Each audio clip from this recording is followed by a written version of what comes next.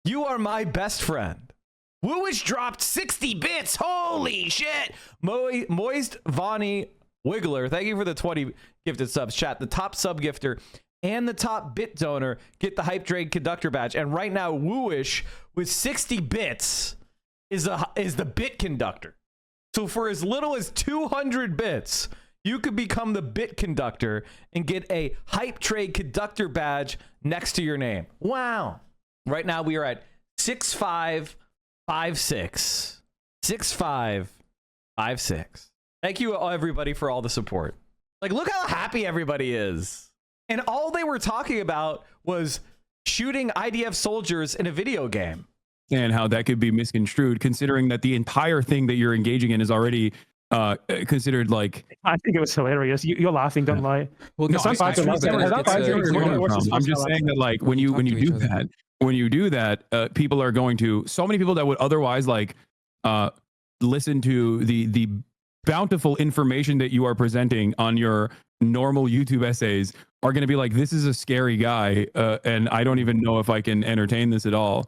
And I feel like that's like a hypothetical guy, though. Like you're saying, so many people. I'm like, yeah, maybe some, but like how many? I think, look, if someone is put off by me playing a video game where you kill IDF soldiers, and they think about like they see Ethan Klein saying some shit about me, like, oh, he tried to kill me in the video game or whatever, and they just take it at face value and write me off forever. But that's they just write me off forever because of that. Like, honestly, I don't think I had any chance of reaching those people ever in the first place. That's not true. That sort of person is not going to sit through a Bad Empanada video essay. No, you're wrong. You're 100% wrong about that. Immediately tap out. Here we go. You're 100% wrong about that. I think it's just true. Like, there's a lot of people who I think, like the average Asmongold viewer, for example, that's millions of people. That's a way bigger audience than yours, sadly. Why are you flexing, Noah? Jesus. I was stretching. I don't have guns to show off like you. It's not fair.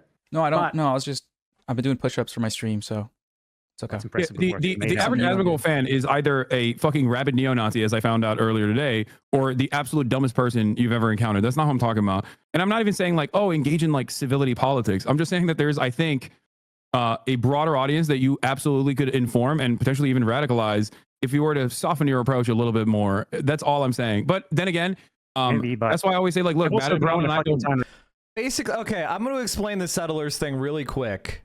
If you want me to summarize it, basically what settlers says is anybody born in a Western country can never be a communist, and anyone white can never be a communist. That's it. That's the main thrust of it. That's it. And so that's it. It's like Tumblr memes. But also, just to explain it, the reason why I'm so hostile to it is because it literally is written by the CIA. The guy who wrote it is anonymous. Okay? He wrote one book, and it's basically created to create intra-left-wing tension. That's all. It is the most pathetic piece of shit thing you've ever seen in your entire life. Karl Marx was white. Karl Marx was from a developed European country. Like, what the fuck are you talking about? It's insane.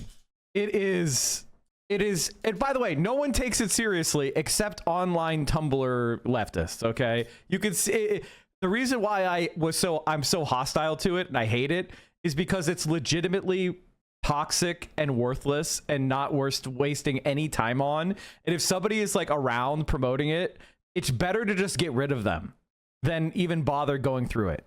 And if you actually understand, like, what makes it so annoying is it's pseudo-intellectual. It's extremely pseudo-intellectual.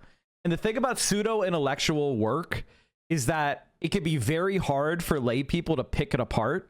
But there's this contingent category stuff that doesn't make any sense. It's self-negating. The very work is self-negating and illogical. But it's very emotional. It's basically something you give to people who are in despair, and it creates like a toxic hostility and anti-solidaristic feeling, and I just utterly reject it. And it's not like memeable or funny in any way. It's actually just a dangerously stupid Con Intel Pro book. And so I just don't want you here if you're legitimately espousing it in any way. Like, I just don't want you here. If another content creator I liked who's got a large audience takes it seriously, I would have a conversation with them to try to bring them back into sanity because no one really takes it seriously. But for you guys and for me, it's just my rule. If you legitimately think it's a well-written work, you're so dangerously stupid that I just don't want you around. You know, it is what it's like. If somebody came in here and said, "Have you read Turner Diaries? It's got some good stuff in it." I just want you gone. Or if you read Camp of the Saints, it's just, you just suck. It's just pointless to even bother. I'm not even want to tell you what shit book this is because some of you are going to go take that as like, oh, Mark says don't read this. I'm going to go read it. It's like, it's the same thing with like true philosophic pessimism. I don't want it around me. Hakeem recommends it. Yeah.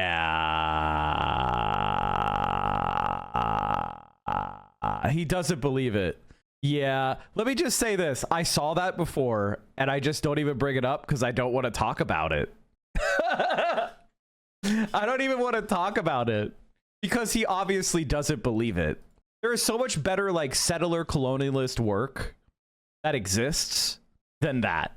Wretched of the Earth, or what? Yeah, I mean, even Wages of Whiteness is not my favorite, but it's better. It's way better if you want to go down those paths. But honestly, sure glad I didn't spend my weekends shitting on a man who is dying of prostate cancer.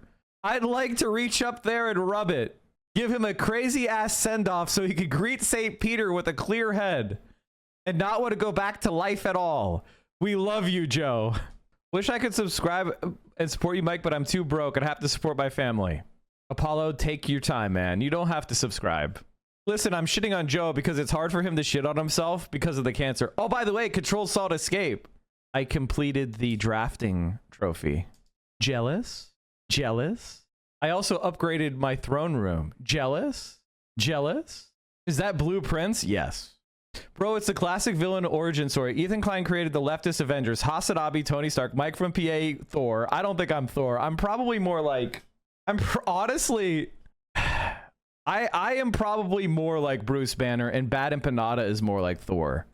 I think you're probably saying it because of the hair, like because I have long hair, which I get. But I'm more Bruce Banner or Doctor Strange. Yeah, maybe Doctor Strange. Yeah. If we're gonna be like very cringe and millennial and say which Avenger are you, that's me, baby. I'm Nick Fury. Yeah. Totally. I honestly think Noah Samson is Nick Fury, if I'm being honest.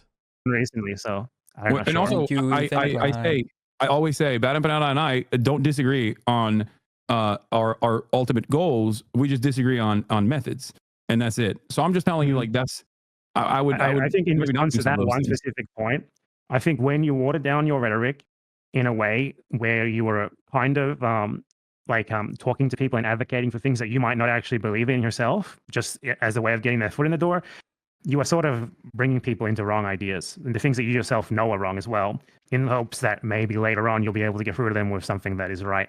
And maybe that isn't the right way to go about things. Not necessarily. I think you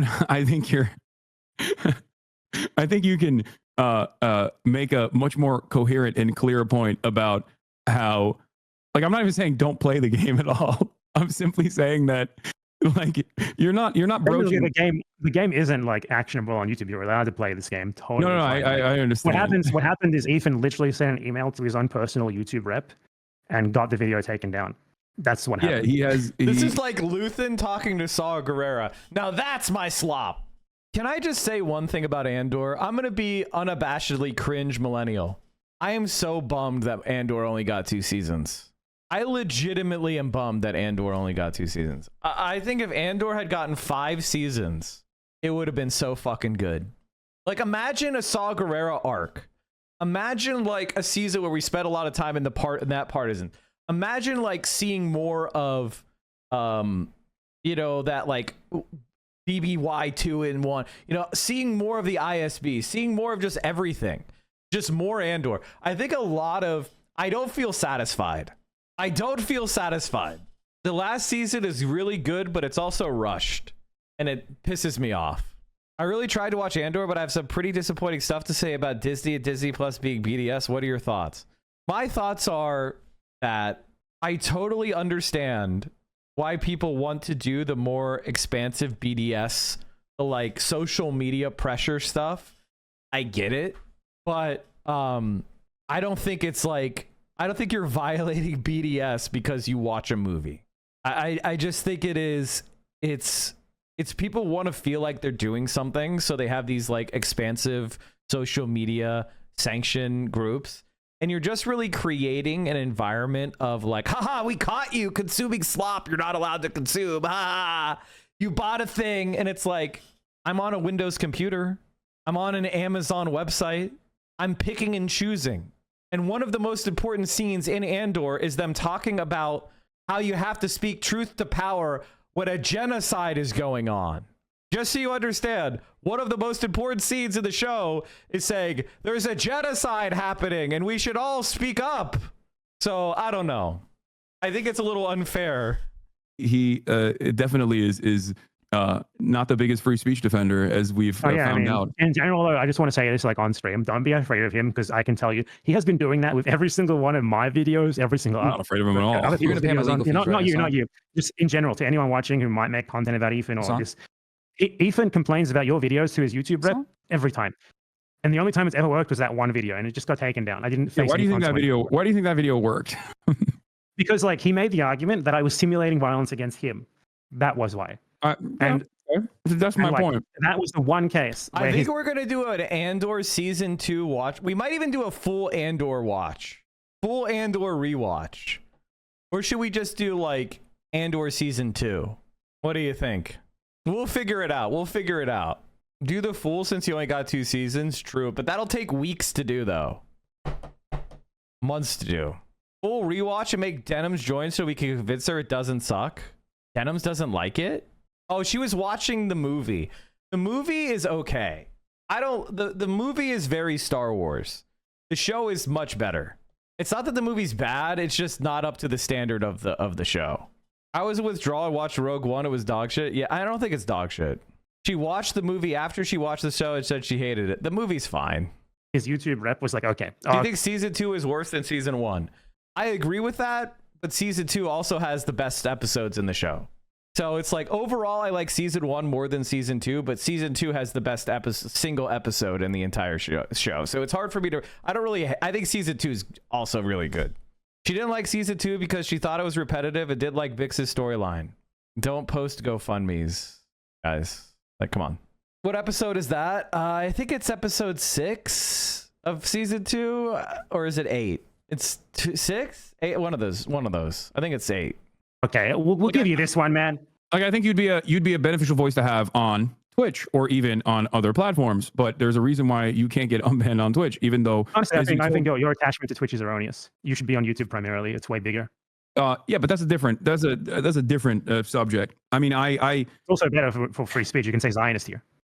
I know. Well, shouts out to the ADL for that one. I think Bad Empanada has a seed of correct again. Hassan is huge on YouTube, but he wants to be a streamer, and the best place to be a streamer is Twitch. So I think that he should engage more with YouTube. But being the very top of a platform gives you cachet that I don't think, again, Bad Empanada undervalues it. Because Hassan is one of the biggest streamers, the website, whether they intend it or not, aligns itself more with leftism. This is a reality. Leftism is much more accepted because one of the biggest content creators on this website is leftist, which means it pulls this entire website in a certain direction. Now, there's a countervailing force in Asmongold and the Chuds, but they feel scared to completely fight with Hassan. They have to do it strategically. And he is definitely mainstream. I just think that, again, underestimating the importance of having chat and Twitch in general. Okay, well, Hassan can't do his coverage on YouTube. He will get a live content strike anytime he watches any news coverage. That too. Can I just... The copyright program in Twitch is better than YouTube. Pause here what you were saying to make that. But to be fair, like they did withstand a fuck ton of pressure, and I wasn't banned. If we're being real, YouTube can't be pressured like that. That's the difference. YouTube is not vulnerable to that sort of pressure because YouTube is a way more international platform than Twitch is. Way more. It's like they have actual business operations in most countries in the world. They have financial, like their financial departments are more independent in different continents and stuff. So they are, if the ADL runs a campaign against you for YouTube to do something to you, YouTube will just ignore it. Twitch really can't. Twitch is in a position where they have to. No, I know. And then they run it up the chain of command too. I know that they pressure Amazon directly. Yeah. It's really gross. Like the shit that like Ethan and the sex pest community that he is like aligned with have done in terms of like mass brigading and email campaigns and like literally running it up the executive branch all the way to Amazon is completely and utterly psychotic. Yeah. To the point where border agents are now asking you Ethan Klein talking points. Yeah, well, you know, it is what it is. That's a byproduct of living in the United States of America.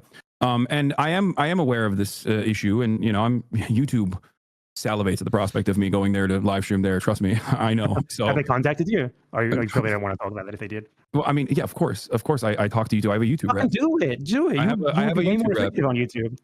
Way more effective streaming on YouTube. Come on. I mean, I think the community People element get of Twitch hundreds of is thousands of views on YouTube instead of just like 50,000 on Twitch. They take videos views from us though, me and you. Hassan came over. Okay, that's true.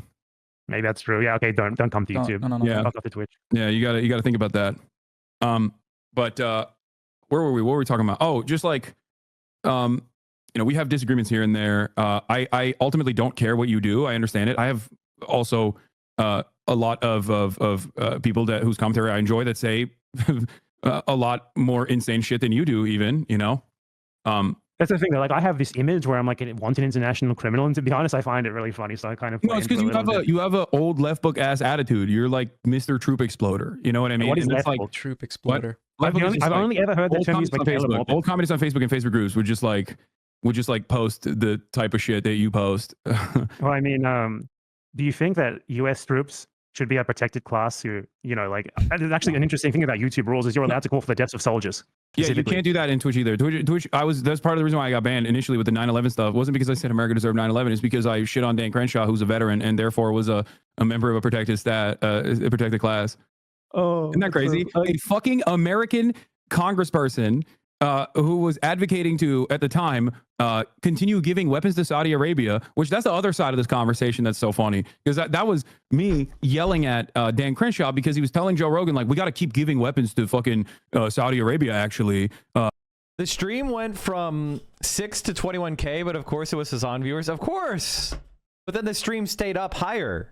Here's the reality. Every single one of us don't need to get 30,000 fucking of Hassan's viewers. All we need to do, I feel like someone needs to legitimately whoop Ethan's. You can't say that kind of stuff, man. You're going to get yourself in trouble and you're going to you lose your account. 10 minutes. You can't call for any kind of violence in chat. I understand you were being metaphorical, which is why you're only going to get, you know, that's why you're getting timed out, but you can't fed post or break any kind of rules. Don't do that. You know, because these terrorists, they hate us because they hate us. And I was like, supporting settlers, permabrand. Remember that. Bro, these are the guys that did fucking 9/11, and you're advocating to give them weapons that end up in the hands of Al Qaeda in Yemen, fighting against the fucking Ansar Allah, the Houthis. So it was a mind-boggling situation. So was that the America did 9/11 context? Was that the America deserved 9/11 context? Yeah. Yeah, that was the context. Makes more sense now. Like you were saying, they caused it because they gave the Saudis the weapons, basically. No, it was just basic blowback. Like, that's what I was saying. Not that you know, Americans deserve to die in the fucking. Who do you think did 9/11? Who do you think did 9/11? A little bit here, a little bit there. I have a button. I think it's extremely disrespectful to imply that to imply that Al Qaeda and Osama bin Laden didn't do 9/11. I feel like it's taking a lot of credit away from them in their operation. Oh, no, I think that. Well, I think it's a joint partnership. You know, I don't think you get to fucking work inside. I don't think you get to literally be a known CIA operative and also get to learn how to fucking fly a plane and tell your flight instructor you don't need to learn how to fucking land the plane and then also then end up doing 9/11 without a little bit of government oversight or lack thereof, I guess. That's crazy because like learning to land the plane is like lesson 2. Like that's when you start practicing on learning how to land the plane. Like, what do you mean I don't need to learn how to land the plane? It's like lesson 2. Like when you put it that way, the world like from before is like, totally unthinkable. Like I would like you know what the first thing you learn when you're flying? Level flight. And it's like, okay, then maybe we'll do a takeoff, and then it's like flying. You know, it's like controlled turns, right? Coordinated turns. Then it's like establishing a glide slope. You know, flying the traffic pattern out of an airport. Well, these are very basic shit. This is like the very earliest stuff you do. I don't need to learn how to land. What? Bad if I tried to enter the US, probably. It's probably been like that for like the last 5 years. No, I mean, not that I want to. That's the best thing about it is like people make fun of me. You would get I think you get arrested if you try to enter the US. It's like, why would I want to enter the US? Do you guys think you're like a place that every single person wants to I mean, go I to. live Why here, would they want to go and so there? does my family now, so it's a little bit harder. Yeah, I'm talking about me. Yeah. No, I understand. People in the US think that Are you a everyone. Cypriot, by the way? Are you asking because of Drew Pavlou? Are you a Cypriot Australian? As far as I know, no. What's your, I don't know what's much your about my ethnic Greece background? family history. What's your ethnic background? Greek something? Why? I feel like Hassan should not be allowed to make Cypriot jokes. Like, I'm being the woke of the day. I feel like Hassan should not be allowed to make Cypriot jokes. Do you guys know what that is? Do you know what we're referring to? If you don't know what we're referring to, it's because when NATO countries commit horrifying crimes, you don't learn about it. I would say the occupation of Northern Cyprus, of all the currently occurring crimes, is definitely up there as the most unjustifiable. But nobody knows. Nobody knows about it. Asking. What kind of Greek? Greek Italian. Oh, what? No. Which islands? As far as I know, Anatolia and then Athens. Okay. So you're not Cypriot. What are you asking? Like Drew yeah, you know Pavlov. what your people did to us in Anatolia. What did you do? Am I unlocking epigenetic memories right now? Yeah, right. I have intergenerational trauma, just like the Israelis. That's why they get to do genocide. So I get to do genocide too, and you're Turkish. So You should come to America. Yeah, I know. The reason why I say this is because like you got two sides of the same coin. You got the Drew Pavlov and you got Bad Empanada. Drew Pavlov is hilarious by accident. That's the problem. He thinks he's funny, like not by accident, and I can't let that stand. Yeah, no, he's repulsive. He's disgusting. I don't know. You've been over his story on your stream, haven't you? Is it worth going over it again?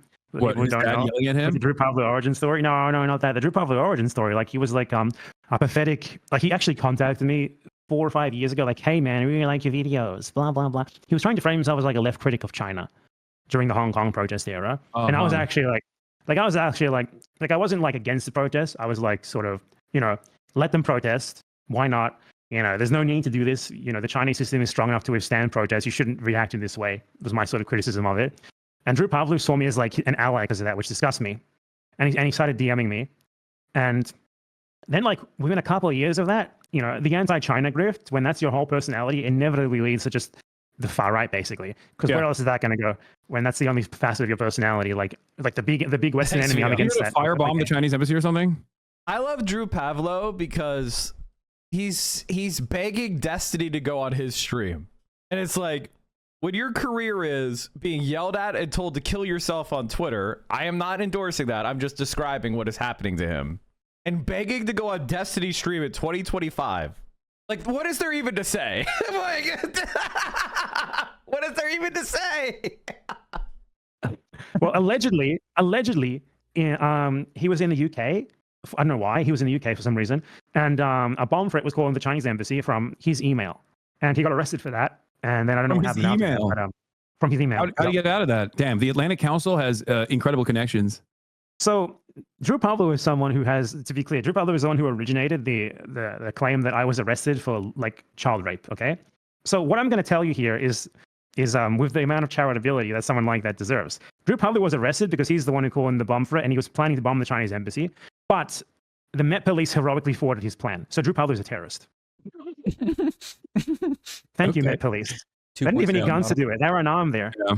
He would have, they're horrible. They have a horrible track record of stopping pedophilia and sexual assault. But apparently, this one guy was so incompetent in his in his actions that they were able to make short work of it.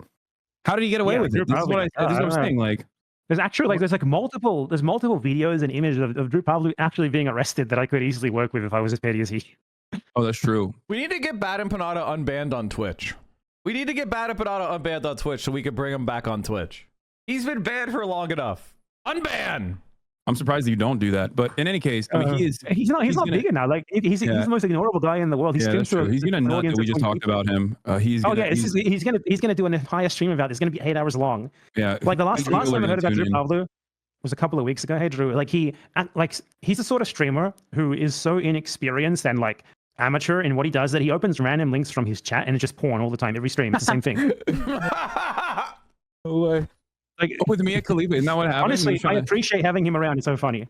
Yeah. Oh, Tom and Jerry, they call you too. Here's one point of contention. Reactgate. The reason why I had a blockade implemented on Bad Empanada videos for the longest time. Chat.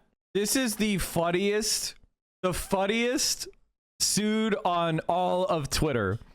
Little baby Gandhi, who's like a Hindutva fascist, supports Modi. Very cool of Mike from PA to give uncritical support to a 9/11 supporter, Bad Empanada. You're fucking Canadian. You're fucking Canadian. You're fucking Canadian. Incredible. And this guy is a huge supporter of Vosh and Destiny. Get in there. I replied, you're literally a Vosh and Destiny fan.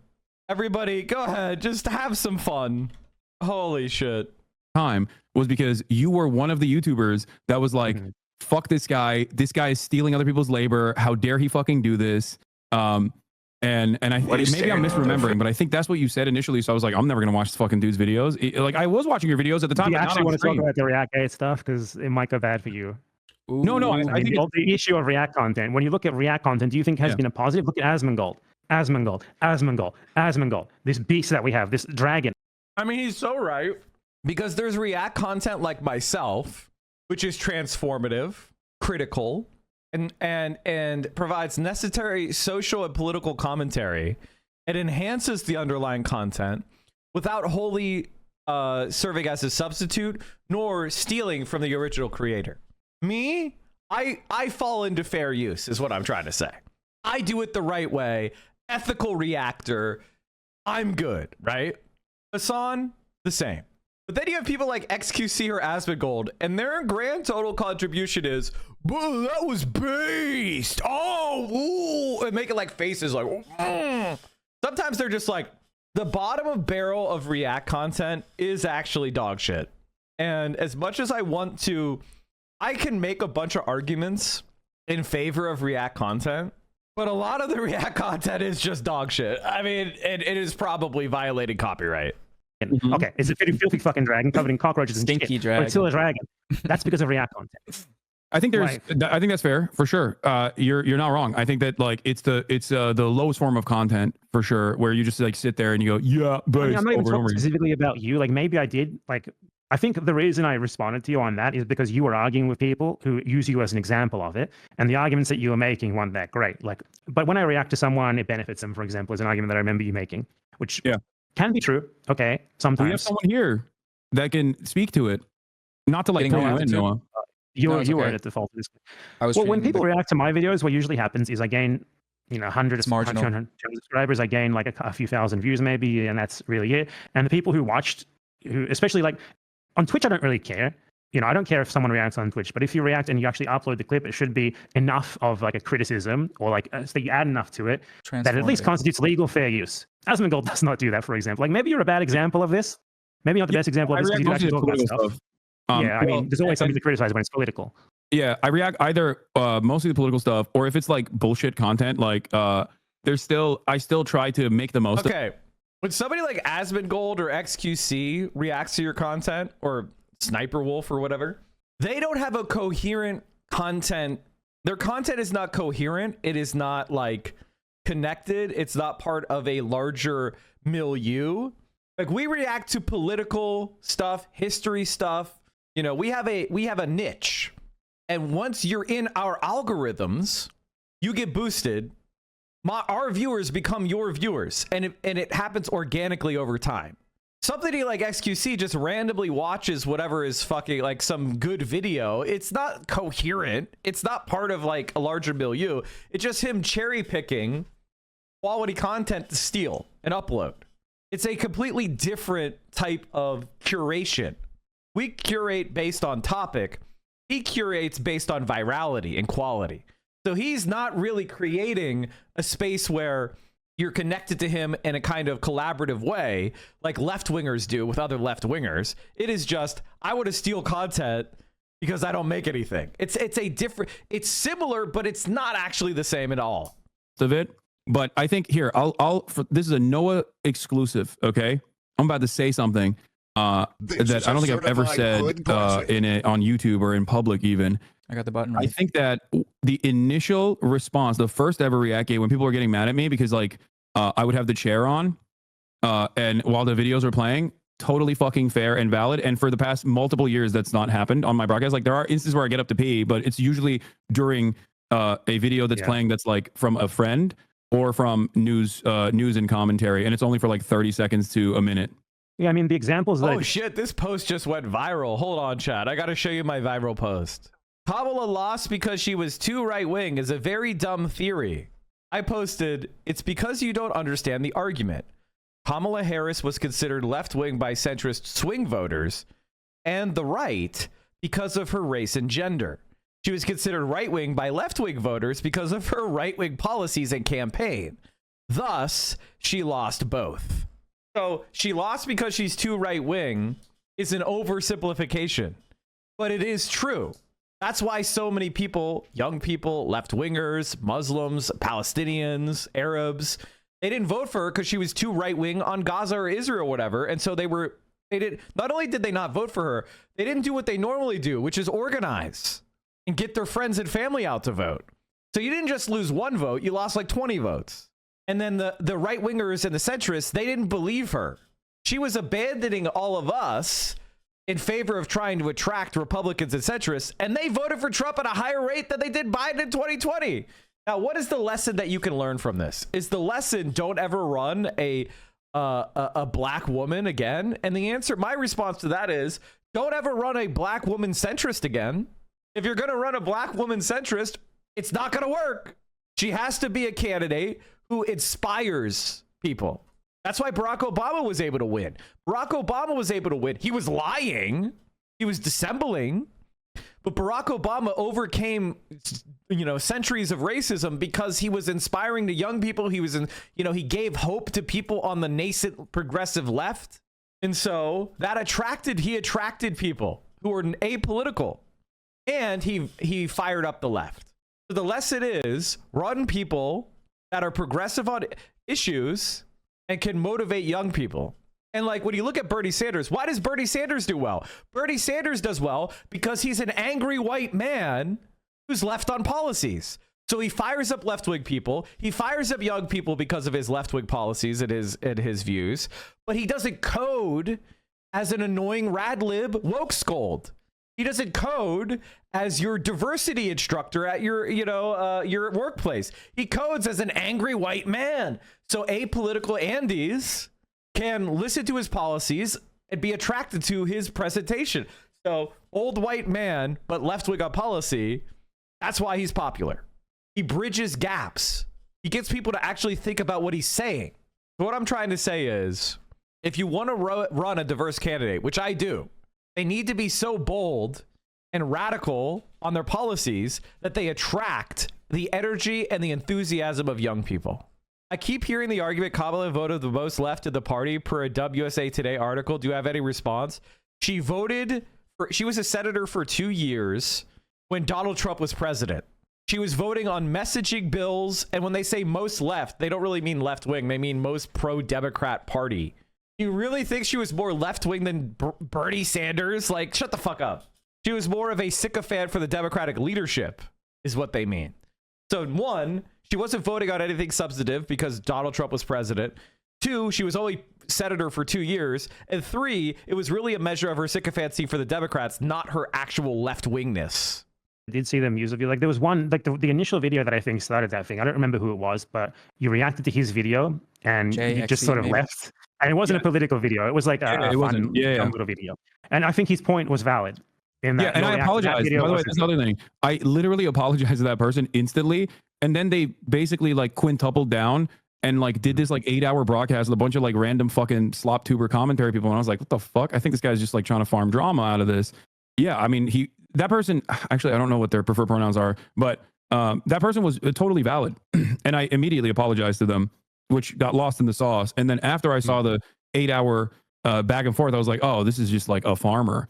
Well, maybe it was in the end. Maybe that person. I think that person was a farmer. I think ultimately, regardless of them or any other shitty people who were on their side, like you kind of seem like to me like you were on the wrong side of that because of I don't know. You seem really hostile to. Maybe it's because you saw that and I was getting after that, but like you seem pretty hostile to it initially. I don't know. Maybe it sounds like you've thought about it more since then and sort of realized that I think there even were a though bunch of stuff that that was I a did. shithead, they were kind of right, at least initially. There was a bunch of stuff that I did initially that I changed. I don't do anymore. Like I don't cook food while on stream. Like I order. Like there's a bunch of stuff that I used to do that I don't do anymore.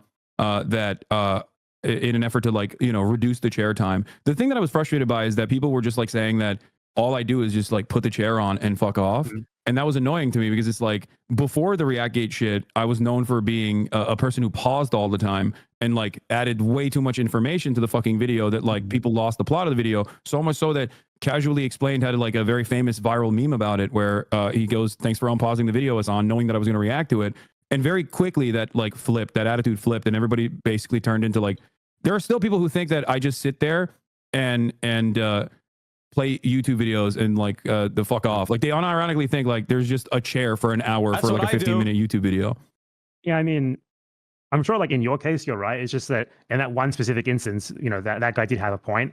Yeah. And I think maybe that negatively polarized you a bit to the point where like you saw me talking about it and you're like, you know, fuck this guy, whatever. But I think fundamentally, a lot of the people who expanded on that, even though some of them are cunts, like Dark Viper AU, he hates you. He's a huge cunt. But his video series on React content, he's right. He's really right about it. Like, I think I don't think he's you a really would. I don't interesting guy. think. I don't. Yeah, he's a weirdo. I mean, he's weirder than me. Okay, weirder than me. Yeah, what's But- up with the Australians? Yeah, what's going on down there? What a shithole. But like, That Dark Viper guy is very fucking weird. If you give Buffalo Bill a basket, he'll lower down lotion for Catherine. If you give Catherine a basket, she'll trap Bill's little dog Precious as a hostage. The only way Catherine can ever get out of that well is to put the lotion on her skin, or else she gets the hose again. If you give Israelis a pile of bricks, they'll build a city. If you give Palestinians a pile of bricks, they'll throw them at Israelis. Brianna Wu. Doing all this for nothing. Maoists are the most insane YouTubers I've ever encountered. Yeah, what I was gonna say is just like I don't think your content is like the level, like React content is totally fine as long as the person reacting or criticizing or whatever actually adds like something to the video that is beyond just making a face in the corner like Asmongold does, and then re-uploading the video and getting the money off it. And that's basically the whole message of it. Like Dark Vibe AU has an entire video series where he talked about that. I think he uses you as an example in that too much and unfairly, but I mean, it is what it is. It doesn't really take that far, right? He compared it to rape. Oh yeah, that was a bit much, but ultimately, I don't like when people focus on one little thing about the argument to discredit the entire argument. Because that guy made like 10-hour long video series about it, and everyone just focused on that one little thing. And It was a little bit of a crazy argument, I think. yeah, it's a crazy argument. It's a crazy argument, but it's not. It's, you know, it's a dumb way to make his point. Ultimately, Yeah, he's still ultimately in the right, in the broad strokes. Yeah, I also, like I said, I've taken the notes from all of the people that shit on me for years over that, which is part of the reason why you don't really hear too much about people saying that I'm like reacting unfairly or whatever. I rarely ever react to like an unknown channel anyway nowadays, and it's mostly Like just you like said, Biden definitely had cancer for years. Oh, tomorrow is our Biden has cancer reaction. Tomorrow is Biden has cancer reaction. How much more of this shit are we? Oh, fuck me. Jesus fucking Christ. news and commentary that I'm adding additional commentary over. But that's just something that I wanted to explain, because I was like, that was the initial reason why there was a blockade on Bad Empanada videos on the broadcast, because I heard you were like, I mean, I've said that before as well. Like, it's so insignificant. Like, Ethan keeps bringing that up. Like, oh my God, you said you wouldn't watch Bad Empanada, and he did. Like, okay, to be clear, even if you didn't used to watch me for the reason that he tries to claim, like he tries to claim you said I was anti-Semitic or something. Obviously, that never happened. But even if that was the case, it's so insignificant. Like, what a ridiculous talking point. Like, you watch a YouTuber who I don't like. How dare you? But the actual reality of it is, like, it was basically a dumb little discussion about something that compared to the genocide in Gaza doesn't matter at all. Yeah. And for him to keep bringing it up, it's just so crazy. I want to bury the hatchet. I want to bury the hatchet with what's his face, the Aussie guy that you were, Dark Viper, and also JXE. You should invite him on. I mean, he's a smart guy. He's a weirdo, but he's a smart guy. Yeah, I don't know. He's probably he's a liberal though, I assume, right? Or maybe like a labor guy or something. He's like a radical liberal, I would say. He's like a social democrat. He mostly just hates dumb right wingers, and I mean that's generally good enough for a YouTuber. Yeah, I mean, I think there's, I respect that. That's fine. That's a good entry point into the conversation. You should get him to watch this and get him to come on your stream, get some content. Yeah, no, I don't really care Your about fundraiser that, like ours, we just hit 300K, just so you're aware.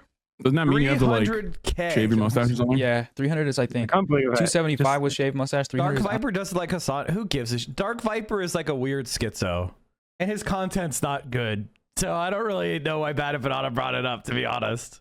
I don't even remember. How much is that? How much is that? I haven't been looking at the stream because 268 was the main one, and then there's two others. One of them's 12,000. One of them's about 20,000. So added together, that's somebody do that. I think it's Bad Empanada is profitable. They're definitely not here for Hassan. Don't tell me otherwise. Of course not. Controversial figure, man. Yeah. I was going to say, like, what do you think about the fact that Ethan Klein made 30 minutes of your debate, like, to be just asking you random questions about me? Yeah, I mean, somewhat expected, I guess. I assume that he did not want. I mean, it was very clear that he did not want to talk about like the main point of contention, which was that he was doing propaganda at the behest of Israel and also trying to deplatform pro-Palestinian advocates, which is what he was doing and has been continuously doing. It was very interesting that he conceded. A staunch advocate for the Palestinian people. Yeah, no, a stalwart ally, as he said. I still haven't even watched the second half. I know you made a reaction video that was like, how long? Once I'm gone, you should stay on here and do it here. How long was your? Well, I have to pee and go to sleep, but I'm planning on reheating the second part of it. But how long was your reaction to YouTube to Context Nuke? I don't know if you've watched on your stream. I don't think you watched like the main one that I did, but it was like 4 hours long. And I mean, that's long, but a 4 hour long response to an hour and a half video is extremely short. That's really short. Yeah, mine on the first hour, because I ended it at like 1 hour. Mine was 8 hours long. Because I mean, it's also because like you didn't do. I skipped over the personal stuff about you. I assume you have to deal with that, so it makes it way longer. It's not even just that. It was also 8 hours and 51 minutes long. Sorry, 9 hours long. The reason why mine took much longer than yours is also not only did I, dismantle a bunch of the silly ahistorical approaches that he made, but I also would come in with like additional context. So I would just like add, because it was a bunch of clips that were like 15 seconds long, mysteriously. So I would just like expand the clips a little bit, like go directly to where he got the clip from, expand it a little bit, and show that the context actually was like virtually the exact opposite of the thing that he was presenting. That's also the average thing with the average anti-U video that I've watched from these right-wingers. And yeah, Ethan's a right-winger, obviously. Like the main way that they argue is they just play a clip of you, and then I watch the clip, it finishes, and they don't actually tell you what's wrong with it. Yeah, and they just do that over and over again. Ethan did that a lot. Like most of the clips they played of you were like 3 seconds long. This obviously the worst one was like, doesn't matter if rape happened on October 7th, and what you were saying is completely different to what he implied as. And now like you have fucking like Barry Weiss's media outlet writing articles about you saying that and sourcing the Destiny Wiki. Yeah, interesting, right? It is. I mean, I guess it's not that interesting. It just, I think it shows that there is a real devolution of like the Hasbro machine, because like in the previous years, I think that it would be like real journalists at the New York Times writing that article, and they wouldn't be fucking sourcing it off of like a sex criminals Wikipedia page made by like autistic stalkers online. So I think on that front, I think it's like the only places that have any sort of motion on this stuff is like the New York Post, the Daily Mail, and like Free Press. Like these are Hasbro rags, right? So yeah, but here's the thing: they have motion because they're part of what? The far right conservative movement.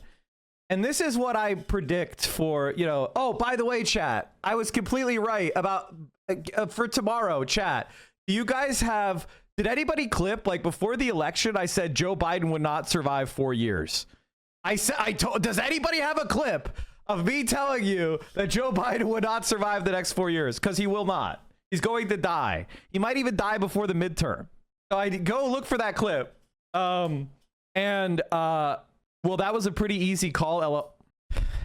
The actuary table stream, I remember. According to Social Security actuarial tables, there's a 38% chance Biden dies outright before finishing his second term. It's insane to nominate him. By the way, chat, let's see what my replies were. He has incumbency advantage and has already beaten the opposing candidate when they had incumbency. That's literally all there is to know. It's crazy to risk anything unless there is some massively popular alternative candidate who would then win the primary. We have polls now. This isn't 1820. Which candidate is beating Biden in the polls? Again, generic Democrat wins all the same polls. LOL. Does only 38%? Does that account for health issues? Because we just found out those exist to some degree. Mathmactivist! He said it was even higher than 38. Okay, guys, consumer. Let's learn more about this guy. Brian Tyler Cohen, military twink.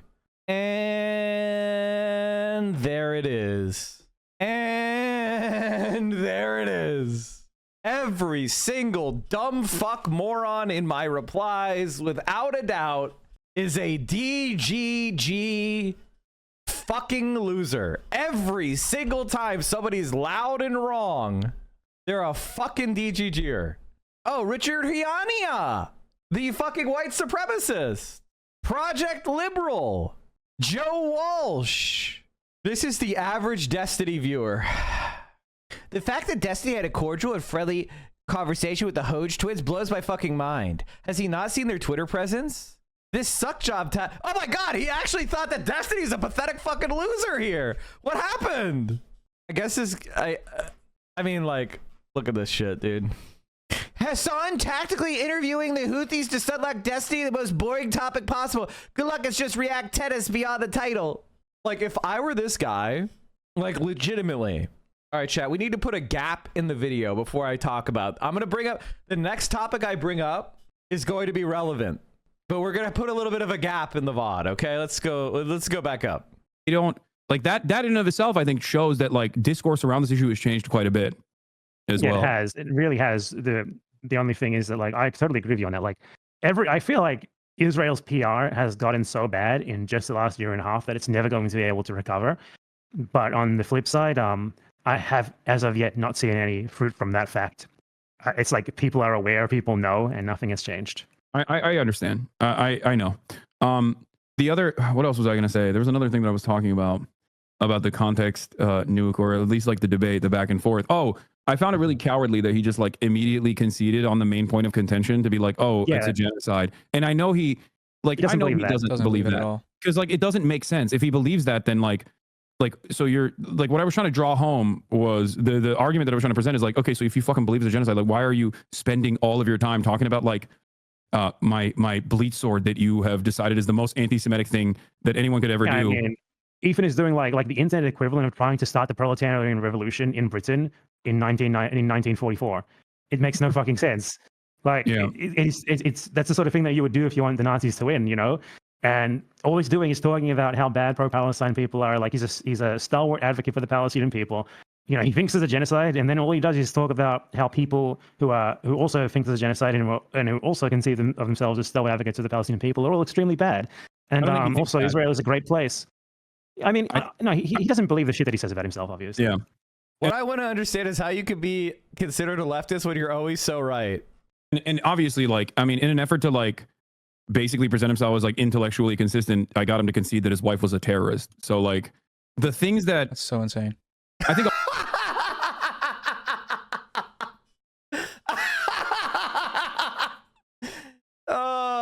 I mean, by Ethan's own logic, his wife is 1,000% times more a terrorist than Tim Houthi Chalamet, you know, who's not a Houthi, right? Like, by Ethan's own logic, his wife is a fucking terrorist and this kid isn't. That's the thing that's funny. Anyway, chat, did you hear about Switzerland? Did you guys hear about Switzerland? 2 days after I spoke to him, he was dead. His shoes are in the porch. Some of the clothes, I hold them every now and then. What a terrible, terrible topic. Self-harm is awful. I'm sorry. Take a breath. Take a breath. Wonder what he was thinking. Let's hope he was happy. His mother and his brother Bradley wanted us to travel with them to investigate how a chemistry teacher with no terminal illness could make this trip. I mean, it's not exactly what I envisaged. We think it was one of the rooms up these stairs. One of those rooms. Yeah. Terrible. Ultimately, it doesn't matter, though. My point is, as you brought up Asmongold and as you brought up Ethan Klein as well, like, a lot of people don't give a single shred of a shit about real issues and trying to make an impact and go out and protest and go out and apply pressure to their governments. A lot of people don't give a shit about organizing. A lot of people don't even care about learning about the... I don't understand why you watch that. Good.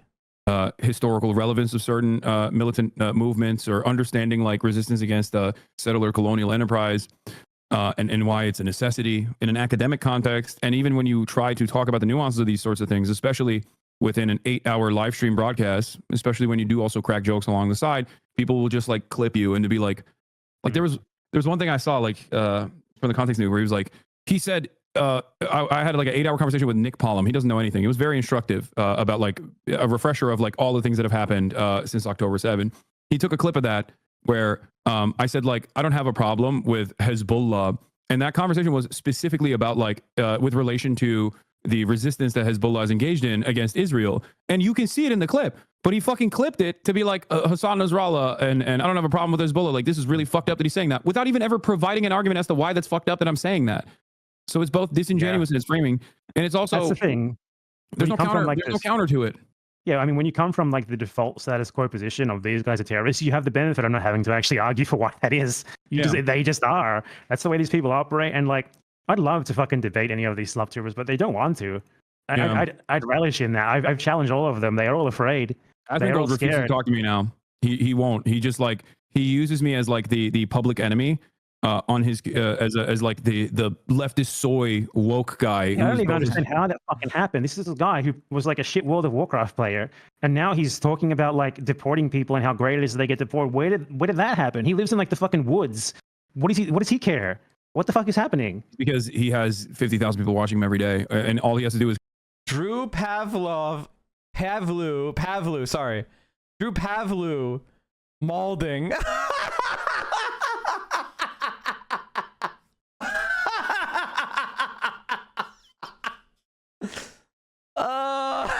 It's so fucking awesome, dude. Oh shit. just click play and go, yeah, based, and that's it. Do you know about like his history? Like, has he gained viewers from doing this shit? I assume he has. Yeah. Because he used to be like a video gamer. What the fuck happened? Yeah, I think like there's ups and downs in the streaming space. What happened is Asmongold was basically removed from OTK, and with the gambling shit, I think Asmongold was anti-gambling, wasn't he? Wasn't Asmongold one of the few anti-gambling right-wingers? So like Asmongold got caught out like kind of on his own, where he's a right-winger, but he wasn't grifting his audience with gambling, which is crazy. This is what's like really sad about Asmongold, is it's like this guy didn't do the grifting that XQC or Trainwrecks or any of the other pro gambling kick streamers did. So he kind of got caught out where people at OTK pushed him away because of his like really bigoted views, but he also doesn't have like friends that really care about him. And so, but he's not a gambling guy. So he's like kind of hanging. So he was forced to just desperately look for clout. And I feel like his long-term right-wing views, he finally went mask off because he felt comfortable because Trump won. So it's like a coalescing of all these factors. Oh, Amber Heard trial. The Amber Heard trial. Oh, that's such a good point. The Amber Heard trial. Bad Empanada Instagram unsuspended. I might actually start using Instagram if Bad Empanada's on it. Ethan Klein of age 3 sexually harassed a teenage victim of the Boston bombing terrorist attack. He referred to her as a juvenile while looking at a photo of her and touching himself. He zoomed in on her crotch and mouth, expressing how much he wanted to rape her. Search Ethan Klein Boston bombing for more information. Oh my God. I don't think I could watch that on stream. But I think like he saw that he was getting a lot more prominence doing this, like a lot more relevance doing this, because he doesn't give a fuck about money. He lives in shit. Like he lives in filth. He lives in his own fucking rot. Like that's not even. Fell down I'm not even exaggerating when I say this. It's like a fucking insane thing. It is actually weird to have that much money and then not do anything with it. Yeah, no, it's like way weirder than fucking. I always used to get mad at Berkshire Hathaway, the guy that owns Berkshire Hathaway. It's weirder than Ethan Klein suing everyone. It's what is weirder than what? It's weirder than Ethan Klein using his money to just sue everyone. Oh, yeah. I mean, that's also gross in a different way, but. I think Asmongold wanted to sue me as well. I think Asmon did or something. I heard these guys love. They're such Amerifats. They love immediately hitting the fucking litigation button. It wouldn't even hurt you. Like you would just pay someone to do all the work for you, and ultimately, like both sides, like everyone involved is rich. So it's like it wouldn't do anything to either of you. What's the fucking point? Yeah, I think I have become, unfortunately, like a beacon of what it is to be left online, all the way from like being pro-democratic party all the way to like Gary radical revolutionary socialist policies. People who like have learned that making videos about you gets them more views than normal, and there are so fucking many of them. Yeah, like I and get it's a never-ending cycle because like yeah, and that's literally what it is. And unfortunately, because the average person's interest in political affairs is resembling someone with a brain of a walnut, they eat that shit. They eat that garbage and they believe it. Like, how sad. Everything. Yeah. I don't know. I've long lost faith in humanity, if it's not obvious. So I'm sadly not super nihilist. surprised by any of this. Am I a nihilist? I think so. the human race is superior. We should all unite and go to the stars, like in Star Trek. The human race is superior to all the other races on Earth, like the dogs, the cats, the dogs. I'm a human supremacist. You can't say this shit on YouTube. You're going to get like negative comments from someone like anti-species people, and they're going to be very angry at you. But vegans, like, I think ultimately the internet and social media has been weaponized by like the whole concept. Like, this is so far away from what you're just talking about, but it's still. I wouldn't call myself a human. I guess I would say I'm not a human supremacist. I would say that I believe that sentient life has more moral consideration than non-sentient life, and I think that human beings, because of their sentience, their suffering is a higher priority to me than, say, the suffering of a snail. That being said, I think we have an obligation to try to build our society in such a way as to preserve the biodiversity of this planet to the maximum possible degree, while also providing dignity for all human beings. So it's a balancing issue. I don't think that there's any one thing that is like more important than the other. Anytime you find yourself falling into these extremist positions where you're like, oh, humans are the only thing that matters, you get ridiculous results. Everything should be a balancing test, right? Like, do I think one human being, if one human being died in exchange for protecting, say, the great apes, then I don't think you kill all great apes to save one human. I think that would be fucking criminal. That being said, I think that's a false dilemma. I think that's an artificial dilemma. I think the stuff that gives every human being's dignity also will give dignity and protection to the great apes. So it's a false dilemma, not a real dilemma, but you get my point, right? Like, I don't know, hypothetically, if like Matt Walsh was like, you know, sitting in a river and, you know, he had to stay there or else he would die. And if he stayed there, all great apes would die. I mean, I think you have to remove him from the river, right? Like, hypothetically. Still relevant. Like, I think social media very much, in a way, democratized the dissemination of knowledge, which is why we can see the Gaza genocide, for example. But at the same time, it created like this massive arena that every single person in the world is always constantly using. Not every single person, but most people always constantly using, and it makes it so much easier to reach them with shit that turns them into a horrible person. And that second option is winning out over the first one, ultimately, which is how we get like literal beasts like Asmongold. Yeah, it's the state of affairs is certainly dire. But I think like one of the things that always gives me hope, like it's hard being optimistic around you because you have such a dire outlook, which is crazy because people say that about me all the time. But I think like I think solidarity is a fantastic way to reinstill some sense of confidence in yourself and in your fellow man. The conversation I had with Jean-Luc Mélenchon in France was incredible. Like it's so eye-opening to see someone who I might not fully agree with in terms of his worldview, but like it's like seeing a major politician that was. I will say this, and just to describe it, that little baby Gandhi guy is a creep. That's why children out to be spanked so they are silent. Vosh fan, Vosh fan, Vosh fan, Vosh fan, Vosh fan, Vosh fan. The leader of the popular. Like when you call someone a Vosh fan, that's just calling them a pedophile. Like when somebody says Vosh fan, they're saying you're a pedophile. Just in case anybody didn't understand that. Like if somebody says Vosh fan, they mean pedophile. That's it.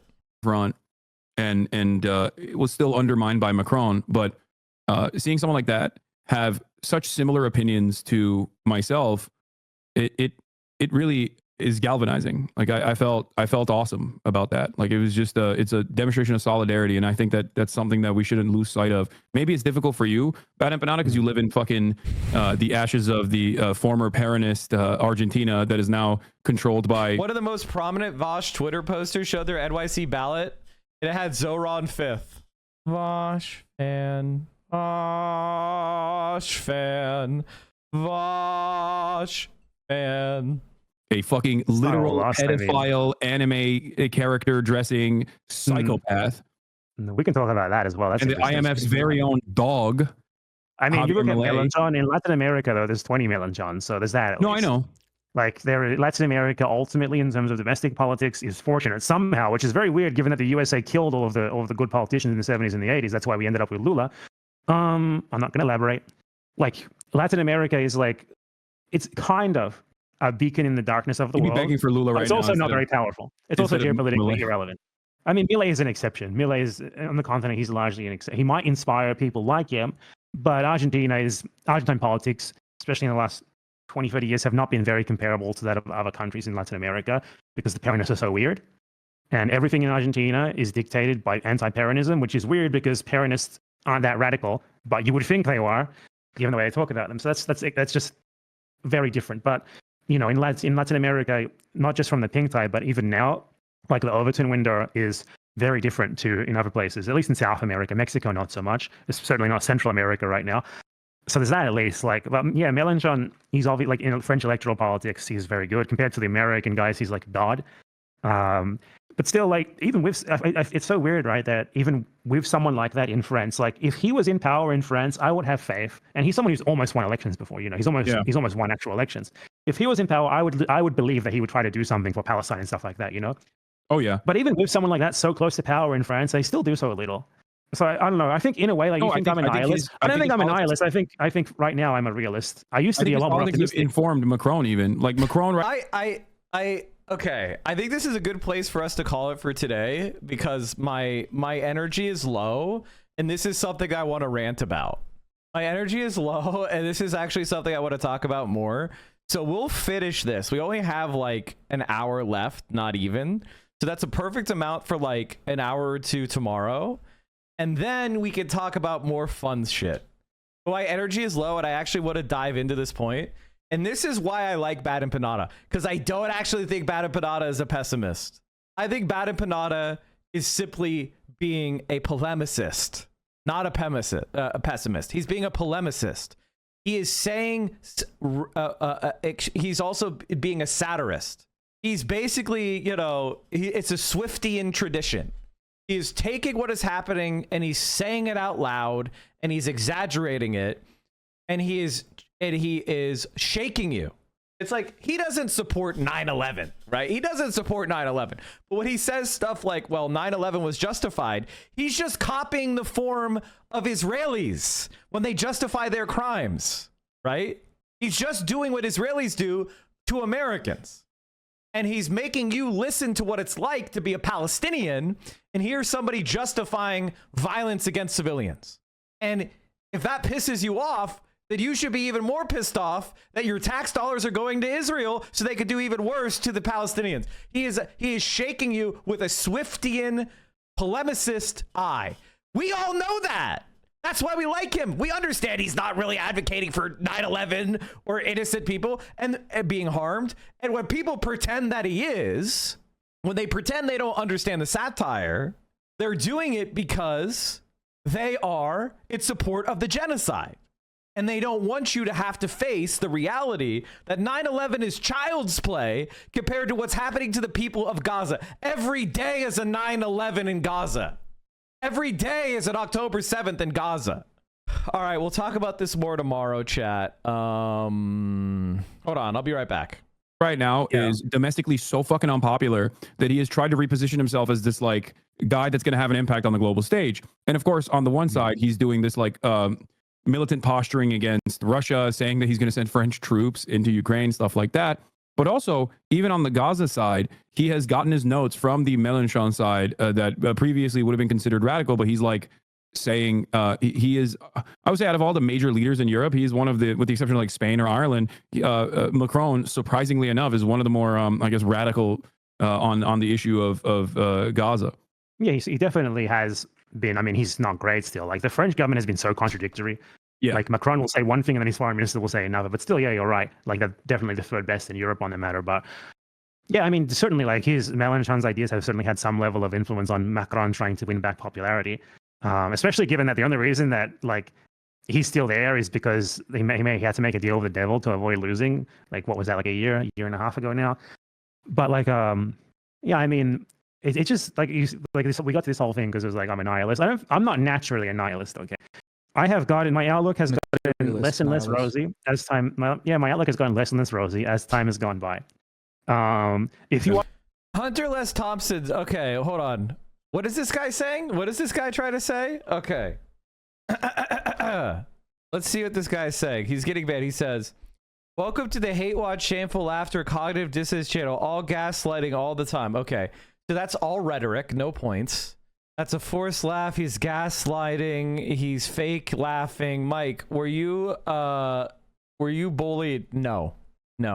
Dr. Strange and Bruce Banner are not as mouthy or as petty as you. Never heard Dr. Strange desperately wanting people to be losers and to be winners themselves. Rogue One is dog poo compared to original Star Wars movies like Return of the Jedi and Empire Strikes Back. It's total dog poo. I mean, I don't think that's like your most legitimate argument. I think the first two Star Wars movies are better than Rogue One. I think that's obvious. Latest news, Trump just negotiated a peace deal between Russia and Ukraine. I always thought that he might do that. In fact, if you go and look, I was yelled at by liberals for saying that he's the best bet for an end to the war in Ukraine. So that's a point that I've always given. My cure doesn't care about genocide or Gaza or Palestine. Mike is concerned about keeping his channel running and gaslighting himself and everybody who watches him about every subject. You keep saying gaslight, but I don't think you know what that means. I like the only time you tried to make an argument, I agreed with it. You should try to make more arguments and less psychoanalyzing. Gaslight. If you watch like videos that I made 5 years ago, like I made a video like the world needs Bernard Sanders. What a fucking moron I was. What an idiot. I don't think you were wrong to make that assessment. I think you were right. Maybe I wasn't wrong. At the time, I think it was a necessity. Maybe I wasn't a moron. Maybe I was right at the time. But now it's like we're here 5 years later and everything's only gotten worse. It's so fucking funny that Trump is the president. Because Bernie lost. The left lost. And in many ways, I think that is the way it had to go. I take a longer view. I think Bernie Sanders needed to lose. We needed somebody like Bernie Sanders to try and lose. We needed somebody who was nice, like Mr. Rogers, and honest and good faith, to go up and get pied and backstabbed and mistreated so that all of us got a little bit meaner, so that all of us got a little bit more untrusting of the media. It was something that had to happen so that we could move on. Of the US again, I'm sorry, that's so it's especially funny because it's like Trump now is what they said Trump was last time. He's doing all the shit they were fear-mongering he was going to do. Not for me, last time Trump was like a regular Republican who didn't know how to say the right things properly. Like he was way too unfiltered. Now Trump is what they were saying Trump was before. He's totally disconnected from American politics before. Well, he's not totally disconnected, but he's very different. He's like just not pretending to give a shit about the Constitution and stuff like that. Yeah, he's on a vengeance arc. So it's like, but they still fucked him up though, because like he's been on this tariffs tip for since like the 80s. And when he started, in the words of Felix Biederman, molesting the money, he got that boss call from Jamie Dimon and he backed away. Like I think that played a big role in him not even trying to completely undermine global trade in a way that America had envisioned, which was so stupid. I mean, it was so incredibly stupid of him to do that, especially without like a robust manufacturing base. Like, what the fuck are you thinking? But yeah, I mean, it's nonsensical. Even if there is some sort of reason between his economic strategy, like trade strategy, it's a stupid reason.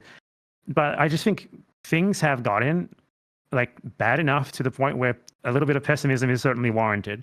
And a lot of my pessimism, I don't say a lot, it comes from climate change because we don't talk about it enough, and it doesn't matter if we talk about it at this point. I made a video on climate change, like honestly, what was it, 3 or 4 years ago at this point? And in that video, at the time that I made that video, it was like, okay, we do something literally right now that is so absurdly radical that it'll never happen, or we're fucked. Obviously that hasn't happened, and things shit has only gotten worse. That's just like the most pressing, greatest, like most existentially bad example of why one might rationally be a bit pessimistic now. And then, there's Gaza. There is the inaction in the Western world against that relative to previous imperialist wars.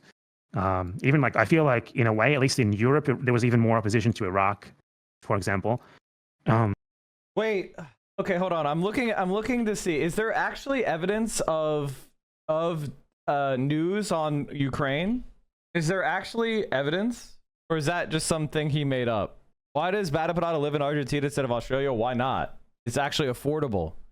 If you have a small, like, honestly, if I were smart, I should move to some like developing country. Like, I should move to China. Like, if I was smart, I would move to fucking China, get a goddamn penthouse apartment in some like first tier city or second tier city, and live the life of utter luxury. Like, instead of living in America and having dog shit cost of living. If you can make content online for money, you should just go for where American dollars have the most purchasing power and go live. Like that's just intelligent. Putin-Trump call fails to yield breakthrough on Ukraine. Mr. Putin maintained in his own remarks that any deal must remove the root causes of this crisis, a reference to Russia's demand for wide-ranging influence over Ukraine. Putin and Trump discussed a potential 9-for-9 prisoner swap between the United States and Russia at their call today. Okay, so that guy was just dumb. Alrighty, well, everybody, that's gonna be it for me today. I'm gonna thank you for all the support. You guys are the best. It really does mean quite a lot. I'm gonna send y'all over to Alyssa Marcante is streaming. I'm gonna send you over to Alyssa. Alyssa has been fighting the good fight against the Asmongold parasites for years. Friend of the show, really smart person. Love to see it. I think Asmongold just like harassed her like Friday or something. So say hi, DSA raid, DSAL in the chats. That's the raid message.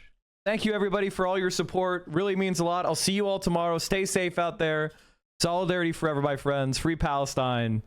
And have a wonderful rest of your day.